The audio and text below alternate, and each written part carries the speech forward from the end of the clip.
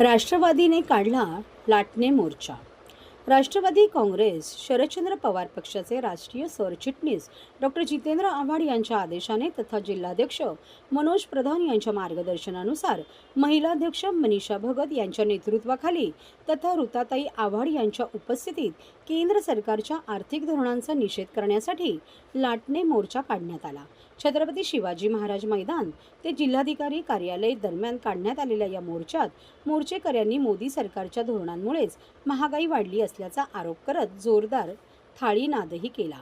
पश्चिम बंगालच्या निवडणुका संपल्यानंतर इंधनाच्या दरात अवघ्या एका आठवड्यात 2 वेळा दरवाढ करण्यात आली आहे।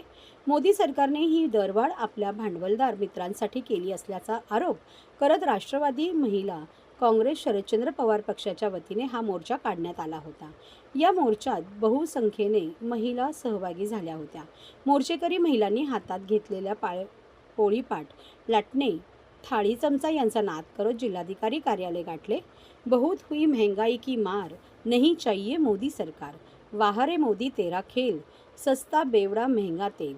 या सरकारचे करायचे काय, खालती डोके वरती पाय, मोदी सरकार हाय हाय, जनता भरते महागाईचे बिल, मोदी करतात मेलोडीचे डील, अशा घोषणा या मोर्चेकरांनी दिल्या। तसेच यावेळी मेलोडी चॉकलेटचे वाटपही करण्यात आले।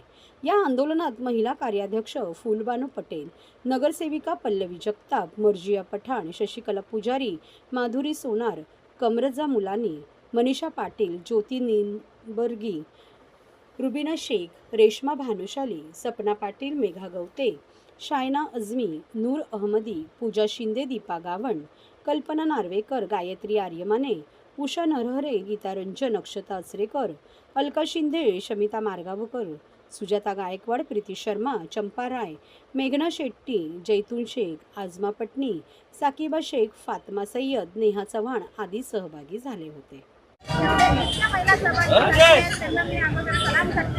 आणि एकच सांगते का महागाईच्या विरोधात आम्ही आज रस्त्यावर उतरलो। आज हातात लाटणं ही स्वयंपाकघरामध्ये चालण्याचं साधन नसून तर लाटणं आज कुठेतरी आमच्या सहनशक्तीचा जसं जनतेच्या सहनशक्तीचा अंत झालाय म्हणून आज आम्हाला रस्त्यावर उतरायला लागलेलं आहे। आणि खूप करते सरकार लाडकी बहीण लाडकी बहीण लाडकी बहीण।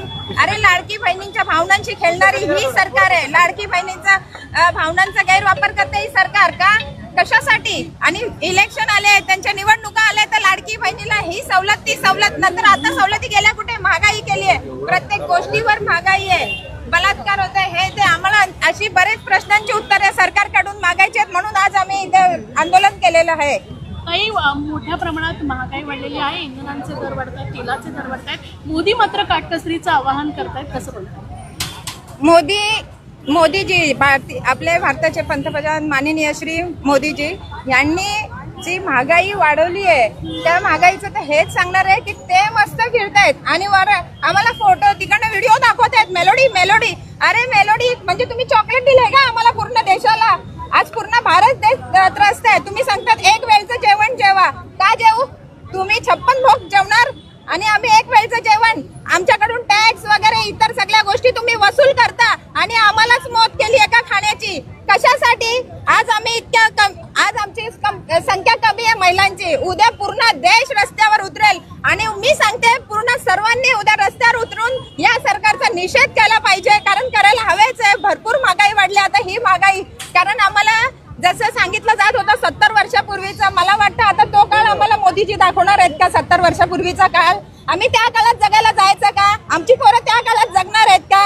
हा, तेव्हा आपण फक्त इकडनं शेती लावणार, तिकडनं जसं आता मी आग्री आहे जसं आम्ही जाऊन तिथं मच्छी पकडणार आणून जेवण ते करायचंय का आम्ही? हा, आमची पोरांना काय देणार आहे मोदी? आणखीन आमचे किती त्रासामध्ये करणार? मोदीजी चांगले सर्व गोष्टी करतायत ना, आम्ही काय जनता त्रासामध्ये राहायचं का? ताई, एका बाजूला महागाई वाढते, आज आपण लाटणं पोलपाट घेऊन हाती निषेध नोंदवत आहात, काय सांगा? मला असं वाटतंय की महिला ही जी टॅग आहे ना फक्त आता गव्हर्नमेंटसाठी एक एजेंडा म्हणून राहिला आहे। जेव्हा त्यांना एक पॉलिटिकल एजेंडा ड्राईव्ह करायचं असतं तेव्हा ते महिलांबद्दल बोलायला चालू करत आहे की लाडकी बहन, पीडित बहन, लाडली बहन, बेटी बचाओ बेटी पढाओ, हे सगळं फक्त आता वुमेन रिझर्वेशन, महिलांबद्दल हे करायचं, महिलांना पुढे करायचं आहे। पण मला एक प्रश्नाचं मला तुम्ही उत्तर द्यावं की जेव्हा महागाई वाढतात तेव्हा सर्वात जास्त सफर कोण करत आहे? महिला सर्वात जास्त सफर कोण करत आहे? महिला सफर करत आहे. आणि Wien kitchen suffers the nation suffers. आज दुधाचा रेट, मिल्कचा रेट कसा चाललाय? 30 ते 31 झाला होता, आता 31 ते 35 झाला. तेलचा रेट कसा झालाय? 140 होता, 160 झाला, मग आता 185 आहे. मग हे चाललं काय? व्हेजिटेबल, तेल, दूध, बेसिक नेसेसिटीज साठी महिलांना त्रास व्हायला लागलाय. And this is not just about inflation.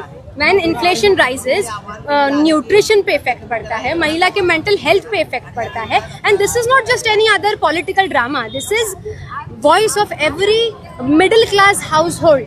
Her middle class महिला की आवाज बन के आज हम यहाँ पर खड़े. ये कोई पक्ष के लिए नहीं है, ये हमारे भारत देश की महिलाओं की आवाज बन के हम यहाँ पर खड़े हैं आज. की ये महिलाओं का भला सिर्फ आप बातों में मत कीजिए. तुम्ही बघा आज महिलांवर अत्याचार किती वाढलाय. लहान मुलींचा बलात्कार होत आहे. आपल्याकडे चांगलं लॉ इम्प्लिमेंटेशन नाही आहे. एवढे लॉ बनवून ठेवले आपण, पण चांगलं लॉ इम्प्लिमेंटेशन नाही आहे.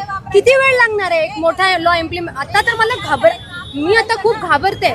वर्षात एकदा मोदीजी लाईव्ह करत आहे की मी I am going to address nation, और फिर जब वो एड्रेस करते हैं नेशन को, उसके बाद जो नेशन की वार्ड लगती है वो तो नेशन अब जान ही गया है. हर साल आते कुछ नया बवाल देश को देकर चले जाते हैं.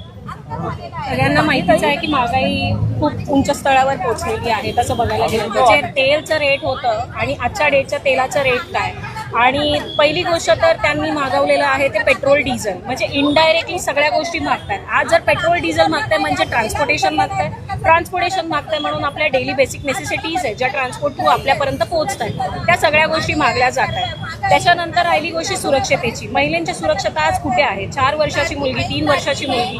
ह्याच्या आधी बोललं जात होतं की मुली घालणारे कपडे, साडीमध्ये बाई सुद्धा सुरक्षित नाही, आणि लहान मुली ज्या 3 आणि 4 वर्षाच्या त्या सुद्धा सुरक्षित नाहीत. मग का कोणत्या गोष्टींचं लॉ इम्प्लिमेंटेशन होत नाही? जेव्हा लोक आवाज उठवतात, मोदी सरकार फक्त हिंदू, मुसलमान आणि जातीवादामध्ये लोकांना बिझी करून टाकतात. आजच्या डेटला कुठच्याही गोष्टी जर आपण फील्डवरती घेऊन आलो, जसं काही इन्फ्लेशन झालं, वाढती महागाई, महिलांवरती अत्याचार, तर मोदी सरकार येते आणि फक्त एवढंच बोलते, राम मंदिर बांधलं, हे बांधलं, ते बांधलं.